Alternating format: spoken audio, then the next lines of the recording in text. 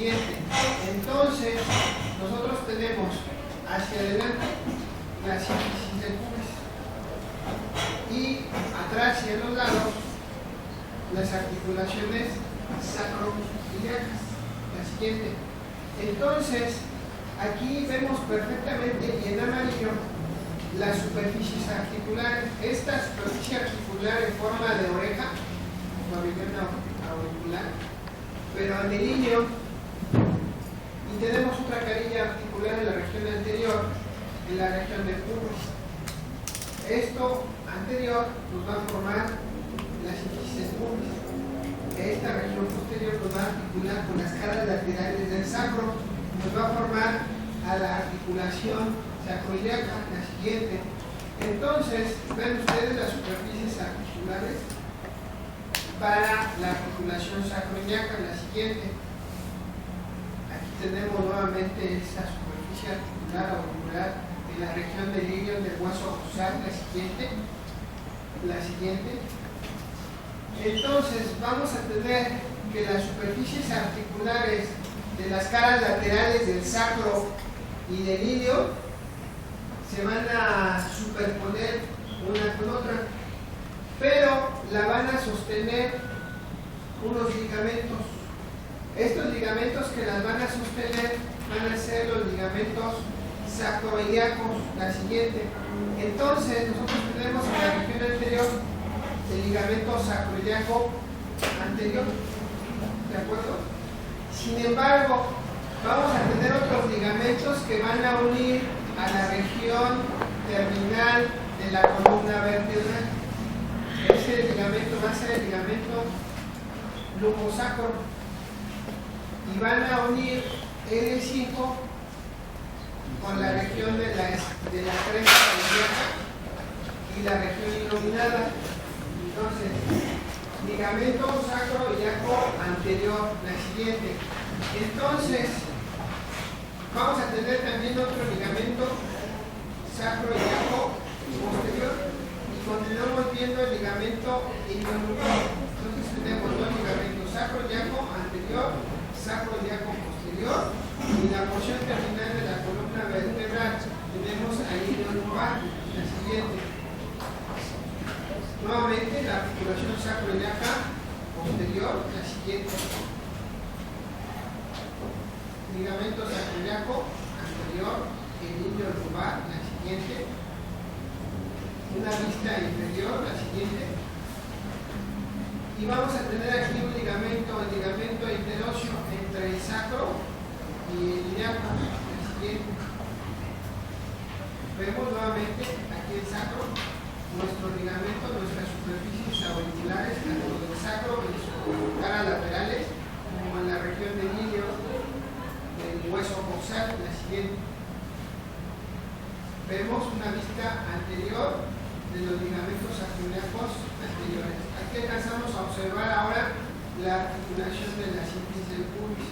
Entonces tenemos tres articulaciones para unir a los tres huesos de nuestra pelvis. La siguiente. Vemos el ligamento interóseo, la siguiente. Ligamento sacroiliaco anterior, la siguiente. Y ahora vamos a ver los ligamentos sacroiliacos o sacrociático mayor y sacrociático menor. Tenemos el sacrociático mayor, que también se denomina sacrotuberoso, tiene forma de un reloj de arena, donde se inserta en una gran parte del sacro, en la región inferior y del coxis, se adelgaza y se inserta en la tuberosidad ilíaca. Por otro lado, tenemos al sacrociático menor o sacroespinoso. De igual manera va del sacro hacia la espina ciática. Este ligamento sacrociático menor tiene forma de triángulo, del cual la base va a corresponder al sacro y el vértice se va a insertar en la espina ciática. La siguiente. Aquí tenemos al ligamento sacroespinoso. Vean ustedes una forma un tanto cuanto triangular, la base hacia el sacro, el vértice a la espina ciática. Por otro lado tenemos al sacrotuberoso o sacrociático siguiente. Aquí tenemos entonces sacrociático mayor hacia la región de la tuberosidad isquiática y el sacro espinoso, forma de triángulo, vértice hacia la espina ciática. La siguiente. Sacrotuberoso o sacrociático mayor, sacroespinoso. La siguiente. Observamos sacrotuberoso, un reloj de arena que inserta la tuberosidad, y otra forma triangular que va a la espina ciática, el sacroespinoso o sacrociático menor. La siguiente. Y esto nos va a formar dos agujeros, un agujero sacrociático mayor y otro menor. Entonces tenemos aquí el ligamento sacrotuberoso o sacrociático mayor. La siguiente. Una vista interna, ven ustedes, sacroespinoso, un triángulo con base hacia el sacro, vértice en la espina ciática, sacrotuberoso, igual del sacro hacia la tuberosidad isquiática. La siguiente. Nuevamente, una vista interna del sacrociático menor, sacrotuberoso menor y mayor. La siguiente. Otra vez, menor, mayor, sacrotuberoso o sacroespinoso. Orificio sacrociático mayor, orificio sacrociático menor. La siguiente. En relación a la síntesis del cubo y la siguiente, vamos a tener superficies articulares y varios ligamentos. Estos ligamentos le van a formar una cápsula. Es igual que la sacrociática, de las sacroiliacas, perdón, igual que las articulaciones sacroiliacas, va a ser diartroamfiartrósica. Tenemos un ligamento inferior o subcúbico. La siguiente.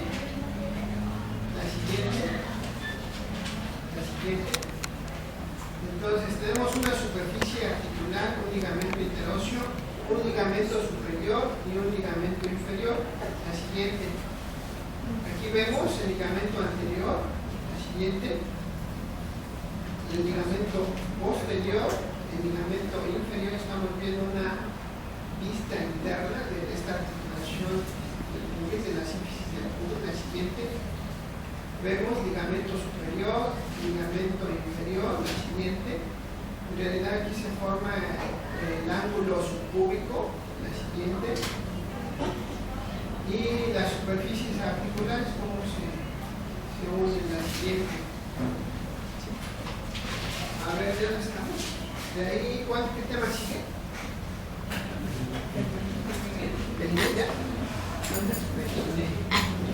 Entonces, el peiné, ¿qué es? El peiné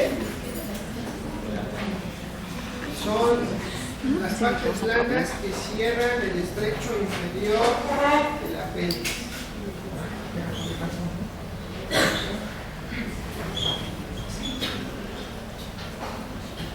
Entonces, por eso también se le llama el diafragma pélvico. Nuevamente lo tenemos en la porción inferior. Se llama diafragma pélvico porque se hace mención o similitud con el diafragma que nos divide a la cavidad torácica de la cavidad abdominal.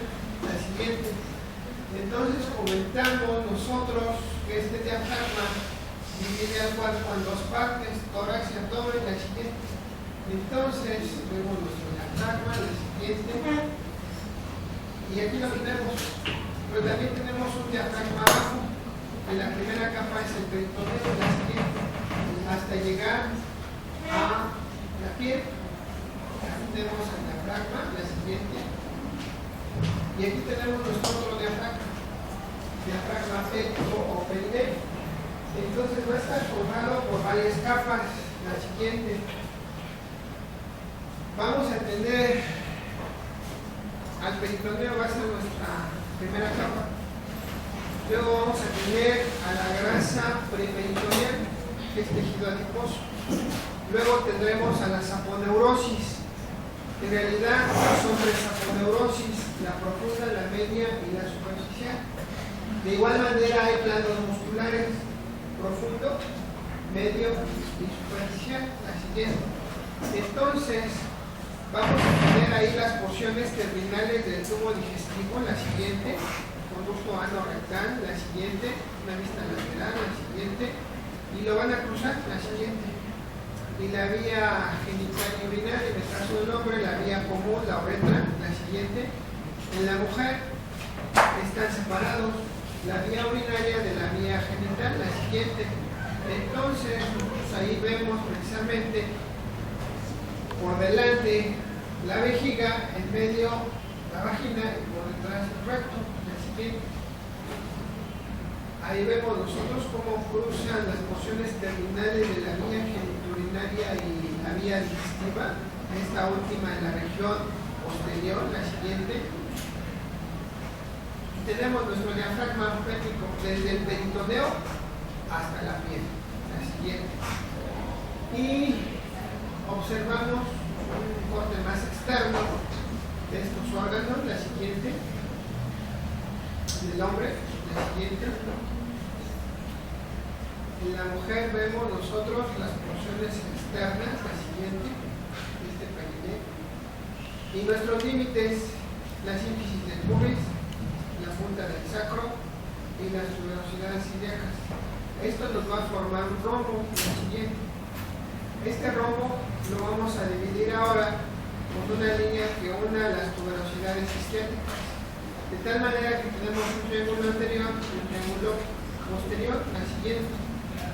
Y aquí lo tenemos, el triángulo anterior es urogenital y el triángulo posterior anorrectal, por las porciones que llegan a estos, la vía urinaria y la vía digestiva en el caso del triángulo posterior, la siguiente. Entonces, ahí tenemos la región del peritoneo, la siguiente. Nuevamente, la siguiente, región del peritoneo. Y vemos un tanto cuanto la pelvis está marcada, formándonos el pelvis. En las caras laterales, en la región del triángulo anterior, nosotros tenemos de las tuberosidades isquiáticas las ramas ascendentes del isquio y las ramas descendentes del pubis, hasta llegar a la sínfisis del pubis. En relación del triángulo posterior, nosotros tenemos a los ligamentos sacroociáticos mayores en su borde interno, la siguiente. La siguiente. Y vean ustedes cómo triángulo anterior, genitourinario. Primero la uretra, luego la vagina. Del triángulo posterior, la porción terminal del tubo digestivo, el canal ano-rectal, la siguiente. Y aquí tenemos entonces el perineo femenino, triángulo anterior, triángulo urogenital, triángulo posterior, anorrectal, la siguiente. En el hombre, los órganos, la siguiente que se encuentran. Y los planos musculares. Entonces, estos planos musculares van a ser tres: el profundo, el medio y el superficial, la siguiente. En el caso del profundo, nosotros vamos a tener al músculo elevador del ano. Este músculo elevador del ano va a cerrar todo el triángulo anterior y parte del triángulo posterior. Va a tener fibras, el cubo vaginal, cubo rectal y cubo coccigio. Entonces se va a tender como si fuera una hamaca entre las regiones óseas que se encuentran dentro de las tuberosidades isquiáticas, los bordes, la región ascendente del isquio, descendente del pubis hasta el pubis. Entonces, esos tres fascículos van a cerrar el triángulo anterior y parte del triángulo posterior. Otro músculo que vamos a tener ahí va a ser el isquiococcigio. El isquiococcigio lo vamos a tener exclusivamente en el triángulo posterior, la siguiente. Aquí tendríamos entonces el isquiococcigio, la siguiente, que hay de las tuberosidades isquiáticas. Vemos nuevamente esa tienda, ese diafragma pétrico, que es en su plano profundo, el elevador del ano, la siguiente. Vemos nuevamente el elevador del ano, ven ustedes cómo cierra el triángulo anterior y parte del triángulo posterior, la siguiente. Y vamos a pasar a otros músculos. El elevador del ano y el isquio-coxígeo, por arriba de ellos tenemos a la aponeurosis profunda. Esta aponeurosis profunda de igual manera va a cubrir lo que es el triángulo anterior y el triángulo posterior. Luego siguen el plano muscular profundo, comentamos es el elevador del ano y el isquio-coxígeo. Y luego sigue la aponeurosis media. Esta aponeurosis media nada más la vamos a encontrar en lo que sería el triángulo anterior, y esta aponeurosis media es como si fuera un sándwich. ¿Qué quiere decir esto? Que se va a abrir en dos hojas, una profunda y una superficial, y el jamón del sándwich va a ser el músculo transverso profundo y el esfínter externo de la uretra. Ambos músculos se encuentran en el plano medio. La siguiente. Entonces, aquí tendríamos nosotros a la aponeurosis, la hoja superficial de la aponeurosis media. Si nosotros la quitáramos, tendríamos aquí al transverso profundo que se tiende en todo el triángulo anterior, y aquí tendríamos al esfínter externo de la uretra o estriado de la uretra. Aquí observamos al plano superficial, que está compuesto por 3 pares de músculos en el triángulo anterior. Tenemos al transverso superficial, que se une en la línea media, este es el isquio cavernoso y este es el bulbo cavernoso. Este isquio cavernoso se va a extender sobre el cuerpo cavernoso del clítoris, y el bulbo cavernoso va a ser como un esfínter. Entonces van a ser 6 músculos en el plano muscular superficial. Por otro lado, en el triángulo posterior tenemos al esfínter externo del ano. La siguiente. En la siguiente vemos en el hombre el plano muscular superficial. Aquí lo que sería el bulbo cavernoso está formando al bulbo esponjoso, que es un solo músculo, o sea, está unido en la línea media, pero ya no tiene función esfínter. Tenemos al isquio cavernoso y al transverso superficial. En el triángulo posterior al esfínter externo de la uretra, perdón, del esfínter externo del ano. Entonces, vemos plano, aquí vemos al músculo transverso profundo. Vemos cómo se tiende en el triángulo anterior. Alcanzamos a ver aquí al bulbo.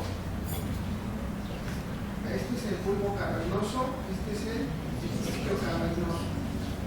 Tenemos al esfínter externo del ano, y la aponeurosis superficial nada más la vamos a encontrar en el triángulo anterior, la siguiente que lo vemos ahí. Nuevamente vemos aquí la aponeurosis media. Tenemos a los 3 músculos superficiales del triángulo anterior, el bulbo cavernoso, el isquio cavernoso y transverso superficial. Por detrás tenemos al esfínter externo del ano. No tenemos aponeurosis superficial en el triángulo posterior. La siguiente.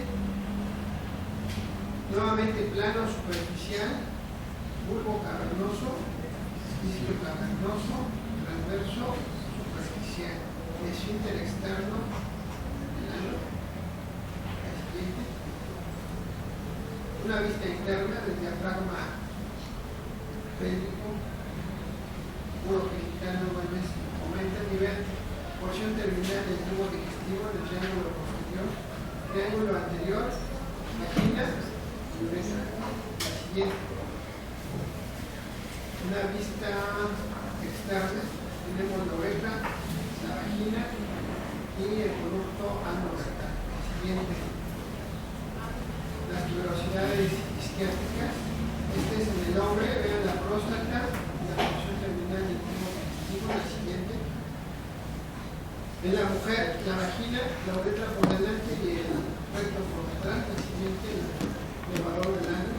Vean cómo se tiende como si fuera una hamaca este elevador del ano. Fibras estructuras cubo-vaginales, cubo-bucales y cubo-coxígeas. Y tenemos al isquio-coxígeo. Todo esto va a estar cerrado por estos músculos y principalmente lo va a cerrar el músculo elevador del ano.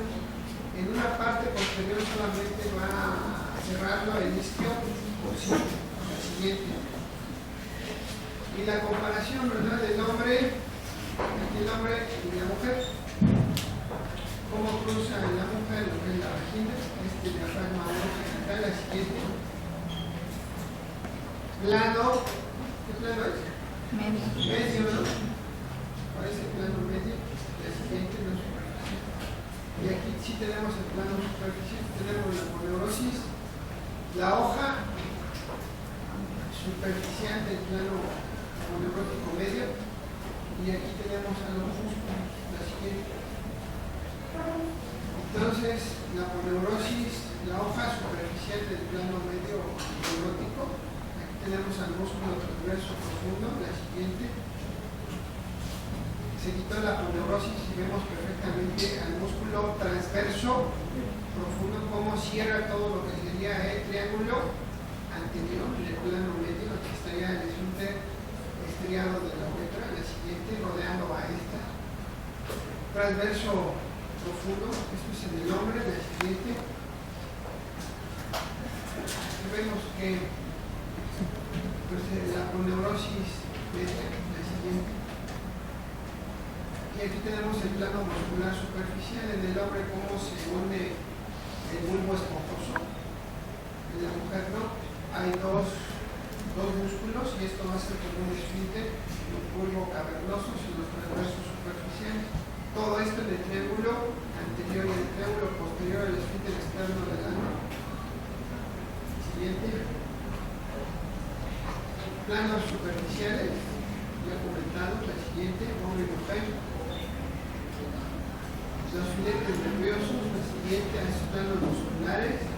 Y ven ustedes en el triángulo posterior tenemos a una región que se llama fosa isquiorrectal, que sus límites van a ser el músculo elevador del ano, las tuberosidades isquiáticas, incluyendo al músculo obturador interno y la piel. Y precisamente esa fosa isquiorrectal va a tener gran cantidad de grasa. La siguiente, tejido graso, la fosa isquiorrectal, la región posterior, el triángulo posterior, la siguiente, los límites que tenemos. Aquí tenemos al esfínter externo del ano, la siguiente, músculo estriado, esfínter externo del ano. Esto sería el elevador del ano, como es cruzado por la parte final del conducto ano rectal, la siguiente, el esfínter externo del ano, la siguiente. Ahora tenemos las tuberosidades isquiáticas, elevador del ano. Aquí tendríamos la fosa isquiática, la siguiente. En este caso está vacía, no tenemos grasa, la siguiente. Entonces pasamos, sacamos esa parte y pasamos a